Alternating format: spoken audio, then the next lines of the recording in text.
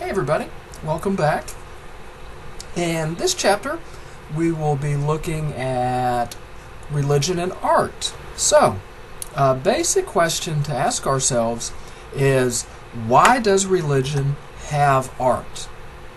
So, if we think about the beauty of the religious experience, how part of its nature there is a quality of religion that is beautiful. And then we interpret that religious experience, we can recreate its beauty through art. So one way to think about this is that religious art is an interpretation and an expression of the religious experience. So this is why we have art in religion. There's different types of religious art.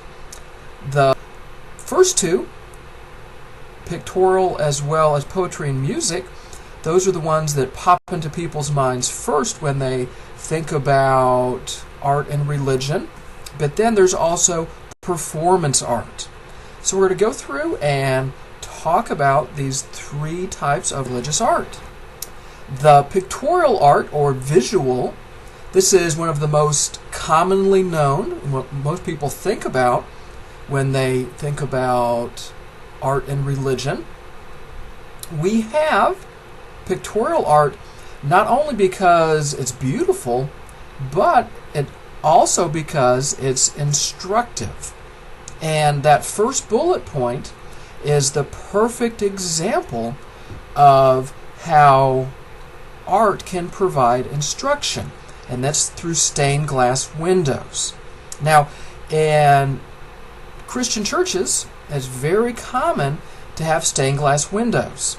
And a lot of people think it's just because they're pretty, which they are, they're very beautiful, but you probably don't remember this if you're a churchgoer, but when you went to church as a little child, you would stare at those windows, and then you would ask your parents a question about the scene that was depicted in the window. And then your parents would explain to you the religious significance of what was contained in that window. And guess what your parents were doing? They were teaching you about religion. So that's an example of how pictorial art provides instruction as well as beauty. Isn't that cool? I think it's cool. Now, the next bullet point, iconography. The first part of this word, icon, refers to the depiction of human form in art.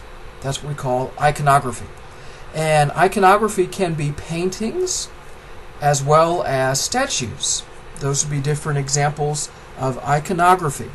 Now, it's impossible for there to be imagery of God or Brahman. And God, that is the absolute, the ultimate in monotheistic religions. And if you remember monotheistic religions, that's Judaism, Christianity, and Islam. Now, Brahman is the absolute, the ultimate in Hinduism. Now, it's impossible to have imagery of God as well as Brahman because God as well as Brahman is not of form. And what that means is that, when we think about forms, whether it's a tree or a human being or a mountain, right? Those are physical forms. God and Brahman do not have physical form. So that's why you can't have a picture of God. Right? It's kind of an interesting little thought experiment there. Now, it is possible, however, to have imagery of Jesus as well as the different Hindu deities. Reason being, that is when God takes on human form and enters into the world. So that's why there's no pictures of God, but we do have pictures of Jesus. There's no pictures of Brahman, but we do have pictures of Krishna and the different Hindu gods. So that's what we talk about when we talk about iconography. Now, aniconic, that second term, Aniconic, this is when the religion does not allow the use of icons. And the perfect example here would be Islam. Islam prohibits icons because it goes against the commandment about idolatry. So that's aniconic. Now, the last bullet point is non-iconic. What non-iconic refers to are examples of religious art that do not have a human form or human image depicted. So an example of non-iconic art would be in the visual here. This is a picture of Buddhist monks, and then they're creating a mandala. And this is, I don't know if you've ever seen this before or not, but it's simply amazing. And that picture there is made with grains of colored sand. And it looks like they're holding pencils. What they're holding there are tubes that come down to a point. And then they put down one grain of sand at a time onto the layout, and then they form the mandala. So this picture you see is made out of sand, colored grains of sand, that are placed one grain at a time. Wow. Which is just really amazing to think about. And then, guess what happens when they're done? Do anybody know?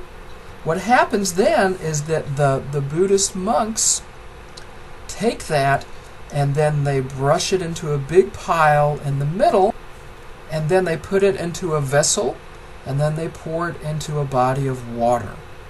Now, a lot of people wonder why do they do this? Why do they spend hours and days making this beautiful form and then sweep it up and throw it away? Well, it's to show what happens to the self, one life, and reincarnated into the next.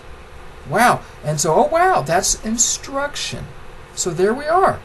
So a beautiful work of art that is also a teaching tool. So this is why we have art and religion, for beauty as well as instruction.